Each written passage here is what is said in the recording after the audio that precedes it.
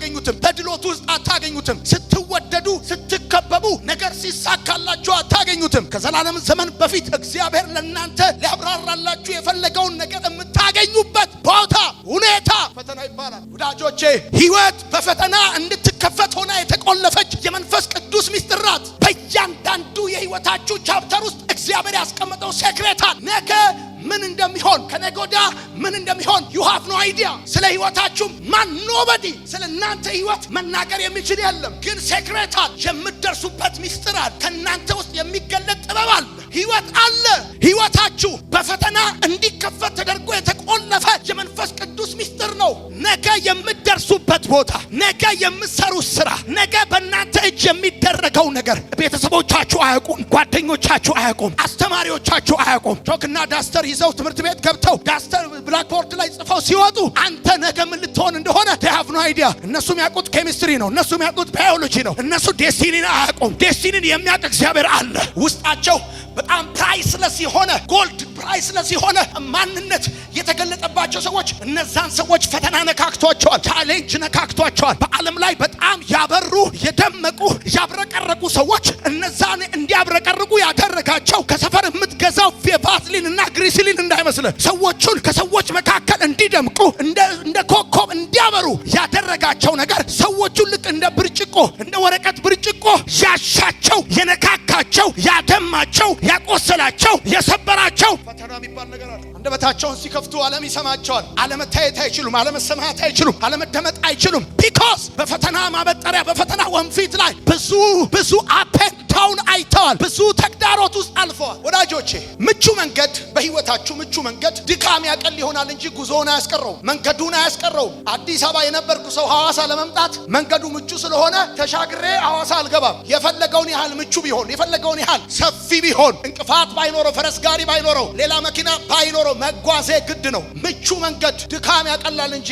ጉዞ አያስቀርም። ልክ እንደዚሁ ምቹ ሲስተም፣ ምቹ ፋይናንስ፣ ምቹ ትምህርት፣ ምቹ ቤተሰብ፣ ምቹ ቤተክርስቲያን ድካም ያቀለ ይሆናል እንጂ ፈተና አያስቀርም። ብዙዎቻችሁ ኤክስፔክት የምታረጉት ምንድነው? ምቹ ትዳር እንዲኖራችሁና ከፈተና ነፃ እንድትሆኑ። ብዙዎቻችሁ ኤክስፔክት የምታረጉት ምቹ ቤተክርስቲያን፣ ምቹ አባት፣ ምቹ አሰራር። ወዳጆቼ ምቹ ሲስተም፣ ምቹ አባት፣ ምቹ አገልጋይ፣ ምቹ ጓደኛ ቢኖራችሁም ይህ ግን ፈተናን ከህይወታችሁ አያስቀርላችሁ። አንዳንዶቻችሁ በትዳራችሁ እየተፈተናችሁ ያላችሁት የትዳር አጋሮቻችሁ ምቹ ስላልሆኑ እንዳይመስሏችሁ። ከአንዳንድ ሰዎች አንጻር ሲብራራ ያንቺ ባል አንደኛ ነው፣ ከአንዳንድ ሴቶች አንጻር ሲታይ ያንተ ሚስት አንደኛ ነች። ግን በዚህ ሁሉ አንደኝነት ውስጥ መንገራገጭ አለው። ቢኮዝ የትኛውም ነገር ምቹ ሆኗል ማለት ፈተና ይቀራል ማለት አይደለም። አሁን አንዳንዶቻችሁ ጥሩ ደሞዝ ቢኖራችሁ ፈተና የሚቀር የሚመስላችሁ ሰዎች አላችሁ። ጥሩ ኢንከም ቢኖራችሁ በቃ ለቀቅ ያለ ድልት ያለ ለቀቅ ረቀቅ ያለ ኑሮ የምትኖሩ ይመስላችኋል። በጣም ምጡቅ የሆኑ አገልጋዮች መጥተው ቢያስተምሯችሁ አንዳንድ ግሳግስ ነገር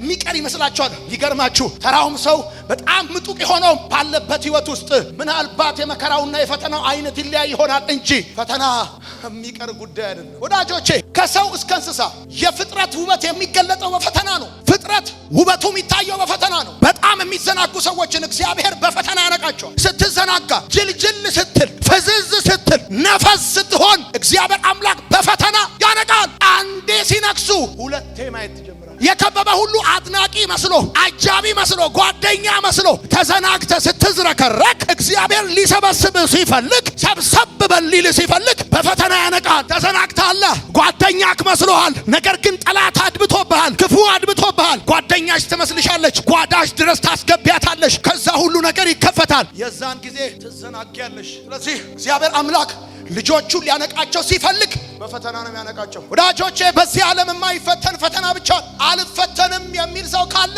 ወይ እሱ ራሱ ፈተና ነው ወይም ፈታኝ ነው። የማይፈተነው ፈተና ብቻ ነው። ሌሎችን ይፈትናል፣ እሱ አይፈተንም። በህይወት ያልተፈተነ፣ በትዳር ያልተፈተነ፣ በገንዘብ ያልተፈተነ፣ በሴት ያልተፈተነ፣ በክብር በዝና ያልተፈተነ ካለ እሱ ፈተና ብቻ ነው። ከዚህ ውጪ ሁሉም ይፈተናል። ህመም በህመም ነው የሚወገደው። ሐኪሙ የሚያድናችሁ በህመሙ ስርዓት ነው። ከስቃይ ከህመም ከለቅሶ ከማቃሰት እንድትወጡ የሚያደርጋችሁ በህመም ነው። መድኃኒቱ ያማል፣ መርፌው ያማል። የሐኪሙ ንግግር ራሱ ያማል። ለመሰላችሁ እግዚአብሔር የሚፈትናችሁ ሐኪሙ እሱ የህይወታችሁ ሐኪም ህመማችሁን የሚፈውሰው በህመሙ ስርዓት ነው። ሐኪሙ ህመማችሁን በህመም ስርዓት እንደሚፈውሰው ሲያማችሁ ብርድ ሲላችሁ ይሄ ብርድ ይሄ ህመም ይሄ ቁርጥማት በሌላ ህመም ነው የሚሻረው። አሁን ህመም እየተሰማችሁ ያላችሁ ሰዎች ካላችሁ፣ በልባችሁ እያቃሰታችሁ ያላችሁ ሰዎች ካላችሁ ይሄ ህመም ከዚህ በፊት ያነከሳችሁበትን ሊፈውስ ከእግዚአብሔር ዘንድ የተላከ እንጂ የምትሞቱበት አይደለም ይላችኋል እግዚአብሔር። ለብዙ ጊዜ ያነከስክበት፣ ለብዙ ጊዜ ያለቀስክበትን ነገር ሊፈውስ ሲፈልግ ይሄ የህይወት ሐኪም ህመምን በህመም ይሽረዋል፣ ስብራትን ይሽረዋል። አውቀዋለሁ የህይወቴን ሐኪም የህይወቴን ወጌሻ የኔን መድኃኒት የኔን ፈዋሽ አውቀዋለሁ። ሊፈውሰኝ ሲመጣ እቤቴ ሲገባ አውቀዋለሁ። እግዚአብሔር ምስክሬ ነው። በሚቀጥሉት 3 እና 4 ወራቶች ከህይወታችሁ ላታገኟቸው ይሻራሉ። ዛሬ ማታ ምን መሰላችሁ የሆነ ያለው? ልክ በደረቀ መሬት ላይ ዝናብ ዘንቦ እንደሚያረሰርስ ልክ እንደዛ እግዚአብሔር አምላክ በመንፈሱ ያረሰርሳችኋል። ጨክኖብህ አይደለም ዝም ያለው፣ ጨክኖብህ አይደለም ዝም ያለው። ፊቱን ካንተ ያዞረ የመሰለ ጨክኖብህ አይደለም። እናቴ ካለብኝ ህመምን ለማዳን ፊቷን አዙራ ለሐኪሙ ጭካኔ አሳልፋ እንደምትሰጠኝ ሰማይ ፊቱን ያዞረብህ የመሰለ እግዚአብሔር ዝም ያለ የመሰለ እግዚአብሔር የጨከነብህ የመሰለ ሊገል ፈልጎ አይደለም። ወዳጆቼ የተፈተነ ሰው ንግግሩ ያስታውቃል። የተፈተነ ሰው ምክሩ ለዛ አለው፣ ንግግሩ ቁም ነገር አለ። ወዳጆቼ የደረቀ መሬት ዝናብ ሲወርድበት ውስጡ ያለ ፍጥረት ሁሉ ይገለጣል። እኛም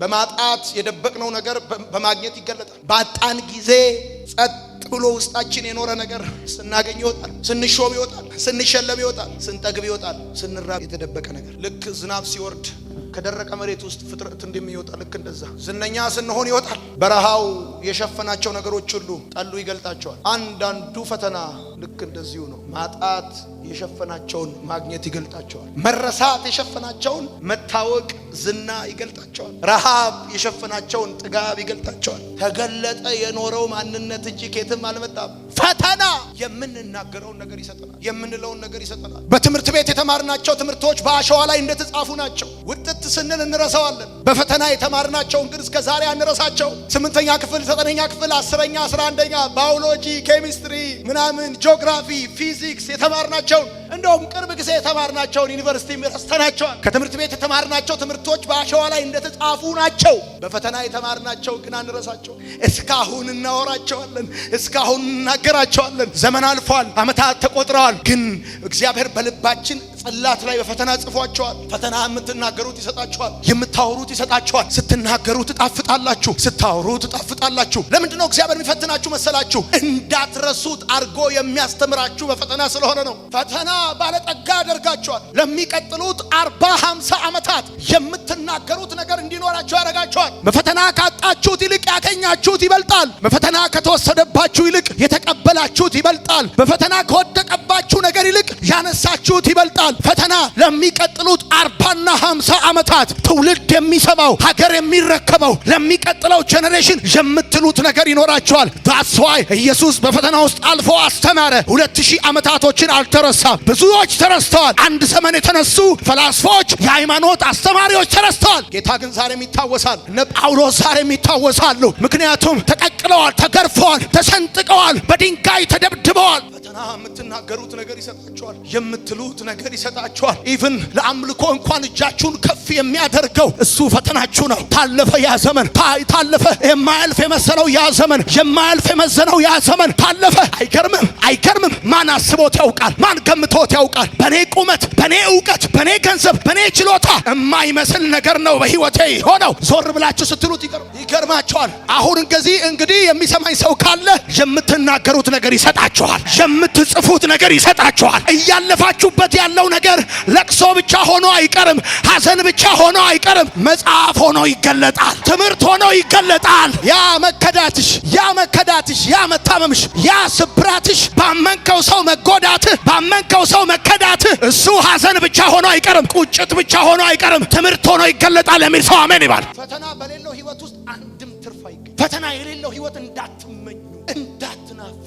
የሚበላ ያለው ነገር ካገኛችሁ፣ የሚጠጣ ያለው ነገር ካገኛችሁ፣ የሚሰማ ያለው ነገር ካገኛችሁ ያ ሰውዬ በህይወት ማዕበል፣ በህይወት ወንፊት ጥሩ አድርጎ የተፈተነ እንጂ ከፈተና ነፃ የሆነ ህይወት የኖረ እንዳይመስላችሁ። በህይወት የሚያተርፍ ሰው ፈተና የሚያልፍ ሰው ነው። ፈተና የሌለው ሰው ፈተና የሌለው ህይወት ትርፍ የለው። ስለዚህ አንድ ነገር ልንገር፣ አሁን ሰይጣን ሊያስለቅሰኝ አይችልም። ተሰደብክ ብሎ ሊያስለቅሰኝ አይችልም። አጣክ ብሎ ሊያስለቅሰኝ አይችልም። ወደቀ ጠፋ ብሎ ሊያስለቅሰኝ አይችልም። ቢኮዝ አንድ ነገር ገብቶኛል፣ ፈተና የሌለው ህይወት ትርፍ የለው። ይገርማችኋል፣ እየተፈተናችሁ ያላችሁን ነገር እያጣችሁ ታተርፋላችሁ። ይሄ እኮ የምናገረው ነገር እኮ በአጋንንት ዓለም ላይ እንዴት ሽብር እንደሚፈጥር ልነግራችሁ አልችልም። ለምሳሌ እየተፈተንክ እያጣ ታተርፋለህ፣ እያጎደልክ ህይወትህ ይሞላል። ምክንያቱም አንተ you are spiritual person፣ አንተ መንፈሳዊ ሰው ነህ። አንተ ፍጥረታዊ ሰው አይደለም። ፍጥረታዊ ሰው ለመሙላት ይጨምራል፣ መንፈሳዊ ሰው ግን እያጎደለ ይሞላል፣ እየቀነሰ ይባረካል። ቁም ነገር የሌላቸውን ባልንጀርነቶች እየቀነሰ ይባርካቸዋል። ትርፍ የሌላቸውን ጓደኝነቶች እየቀነሰ ይባርካቸዋል። እየቀነሰ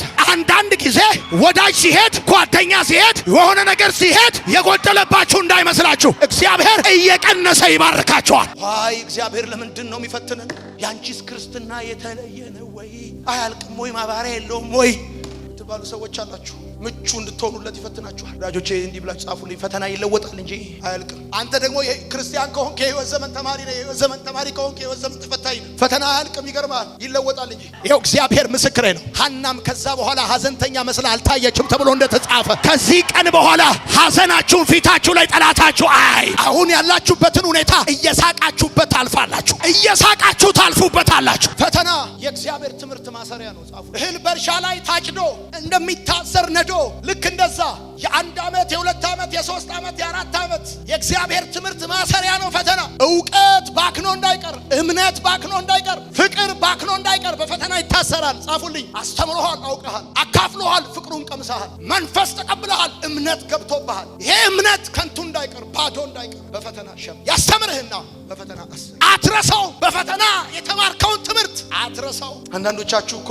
እንደገጠማችሁ ነገር ከእግዚአብሔር ቤት የምትወጡ መስሎት ነበር፣ ሰይጣን መስሎት ነበር። ነገር ግን ታውቃላችሁ ኢየሱስ በጠባሳው በቁስሉ ከእናንተ ጋር እንደታሰረ እናንተም ከጌታ ጋር በህመማችሁ ታሰራችሁ። እግዚአብሔር በማብዛት ብቻ ሳይሆን የሚባርከው በመቀነስም ነው። እውቀት ከንቱ እንዳይቀር፣ እምነት ከንቱ እንዳይቀር፣ ፍቅር ከንቱ እንዳይቀር በፈተና ያስረዋል እግዚአብሔር። የምትናገሩት ነገር ይኖራችኋል። ጳውሎስ በሮም እስር ቤት ታስሮ በጌታ ለተወደዳችሁ ትምህርት ይጽፋል። ለፊልጵስዩስ ሰዎች ደግሜ ላለው ደስ ይበላችሁ። የምትናገሩት፣ የምትሉት፣ የምታስተምሩት፣ የምትዘምሩት ነገር ይሰጣችኋል። ለዚህ ነው እግዚአብሔር ዳዊትን ከቤተ መንግስት አቤሴሎም ሲያባረረው ወጣ። ምዕራፍ 3 ማታ ምዕራፍ 4 ጠዋት የጻፈው ጽሑፍ ነው። አቤሴሎም አባረሩት። ባዶ እግሩን ደብረ ዘይት ተራራ ላይ ወጥቶ በዱር እኔም እተኛለሁ ደግፎኛል አነቃው።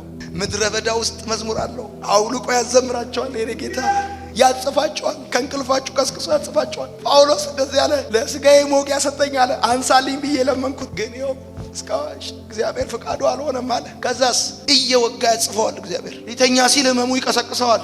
እንደሌላ ሰው ተንጋሎ አይተኛም። ህመሙ ይቀሰቅሰዋል። ህመሙ ሲቀሰቅሰው ይጽፋል። አንዳንዴ እግዚአብሔር እየወጋ ያጽፋቸዋል፣ እየወጋ ያዘምራቸዋል፣ እየወጋ ያስገለግላቸዋል። እንደሌላ ሰው እንዳትኖሩ ያደርጋቸዋል እግዚአብሔር። ፈተና በህይወታችሁ እንዴት እንደሚሰራ አታውቁ። ፈተና እንደሚሰራ እንጂ በህይወታችሁ እንዴት እንደሚሰራ እውቀቱ ያለው መለኮት ጋር ነው። አሁን እንዴት ነው የሚሰራኝ? እኔ እየተከፋው እንዴት ነው የሚሰራኝ? እሱ ነው የሚያውቀው። እየተነካው እንዴት ነው የሚሰራኝ? እሱ ነው። የህይወትሽ ኢንጂነር፣ ኮምፒውተር ኢንጂነር አለ እኮ። ያንቺ ህይወት ኢንጂነር፣ ዲዛይነርሽ እንዴት እንደሚሰራ እሱ ነው። የቱ ከምኑ ጋር ሲነካካ ክብር እንደሚሆን፣ ድል እንደሚሆን፣ መዝሙር እንደሚሆን፣ ቅባት እንደሚሆን፣ ኃይል እንደሚሆን ይወጋ ያስተምራቸዋል። ኖርማል ሆናችሁ በተለይማ ደግሞ ፍቅሩን ቀምሳችሁ መንፈሱን ገብቶባችሁ የእግዚአብሔርን አባትነትና ጌትነት ካያችሁት በኋላ እያቃጠላችሁ ነው የምትዘምሩት። አንዳንድ ሰዎች አት ኖርማል ሌቭል የማይመጡበትን ቤተክርስቲያን እሳቱ እጥፍ እየነደደ እናንተ በእሳት ውስጥ ወቅት ታረጋላችሁ። የቀመሳችሁት ፍቅር አለ። ተሳስራችኋል። በእውነት ተሳስራችኋል። በእምነት ተሳስራችኋል። ዝም ብላችሁ ተደምራችሁ ሳይሆን በርቶላችሁ ነው። አሜን ይባላል። የሰፈር ሰዎች ሲሄዱ ሄዳችሁ አይደለም። ቤተሰባችሁ ስለሆነ ሆናችሁ ሳይሆን አባታችሁን አይታችሁት ፍቅሩን ቀምሳችሁ ተገልጦላችሁ እውቀት በርቶላችሁ የመዳን መንገድ ምን እንደሆነ ታይቷችሁ። አንዳንድ ሰዎች ፈተና ከአቅሜ በላይ ሆኖብኛል ይላል። ከአቅሜ በላይ ሆኖብኛል ለማለት ራሱ አቅም ያስፈልጋል። ከአቅሜ በላይ ነው ያላችሁት ራሱ እችላችሁ ነው። እስቲል እያለቀሳችሁ ከሆነ ጉዳዩ አንደር ኮንትሮል ነው። ሰው ከአቅሙ በላይ ሲሆን ማልቀስ አቁሞ መሳቅ ነው የሚጀምረው። ሶፍት አውጥተሽ ካልሽ አንደር ኮንትሮል፣ ከአቅምሽ በታች እንዴ መሰላችሁ ያለሁበት ሁኔታ ካልሽ አንደር ኮንትሮል። ከአቅምሽ በላይ ሲሆን መሪውን እንደለቀቀ ሹፌርና መኪና ቶኙ እስቲል መሪ አለቀቅሽም። ራሱ እያየሽ ትወጫለሽ። የፈተናሽ ምክንያት የሆኑ ሰዎችን ጨፍልቀሽ ደፍጥጠሽ እላያቸው ላይ ራሱ እየሄድሽ አይደለም፣ ቢያንስ በስፖኪዮ እያየሽ እየሄድሽ ነው። ከዚህ በኋላ ካለቀሳችሁ መንፈስ ነክቷችሁ እንጂ በምታልፉበት ሁኔታ ተናዳችሁ አታለቅሱ። በምትባሉት ነገር፣ በሚደርስባችሁ መገፋት፣ በምትሰሙት ነቀፌታ ወይም ስድብ ወይ ስማ፣ ሰይጣን ከዚህ በኋላ ኪስህን አሳይቶ አያስለቅስህ፣ ኑሮህን አሳይቶ አያስለቅስህ። አንተ የምታለቅሰው መንፈስ ሲነካ የእግዚአብሔር ሕልውና ቤትህን ሲሞላው ገብቶኛል። የተባረከ መቀነስ ውስጥ እንዳለው ገብቶኛል። ደሞዝሽ ቀነሰ፣ ገቢሽ ቀነሰ፣ ስራ ቀነሰ፣ የሆነ ነገር ቀነሰ፣ ወዳጅ ቀነሰ። የተባረከ መቀነስ። እግዚአብሔር ታማኝ ነው አለ ጳውሎስ ሲጽፍ ለቆሮንቶስ ሰዎች። ታማኝ ነው እግዚአብሔር አለ። በደረሰብኝ ፈተና አንተ ታማኝ ነህ በሉት። በማልፍበት ሁኔታ አንተ ታማኝ ነህ። ደግሞ የመውጫውን በር ታዘጋጀዋለህ። አቤቱ የመውጫውን በር ታዘጋጀዋለህ። ሌላ ቻፕተር አለ ከፊት ለፊቴ፣ ሌላ ምዕራፍ አለ ከፊት ለፊቴ፣ ሌላ ህይወት አለ ከፊት ለፊቴ። እግዚአብሔር ታማኝ ነው። በዘገየብኝ ነገር ላይ ታማኝ ነው። በቆየብኝ ነገር ላይ ታማኝ ነው። በተበላሸብኝ ነገር ላይ ታማኝ ነው። እግዚአብሔር ታማኝ ነው። ላይተው ታማኝ ነው። ላይጥል ታማኝ ነው። ላይረሳ ታማኝ ነው። ላይተው ታማኝ ነው። እግዚአብሔር ሊያግዝሽ ታማኝ ነው። እግዚአብሔር ሊረዳሽ ታማኝ ነው። እግዚአብሔር ሊያሻግርሽ ታማኝ ነው። እግዚአብሔር ሊያወጣሽ ታማኝ ነው። እግዚአብሔር ሊያከብርሽ ታማኝ ነው።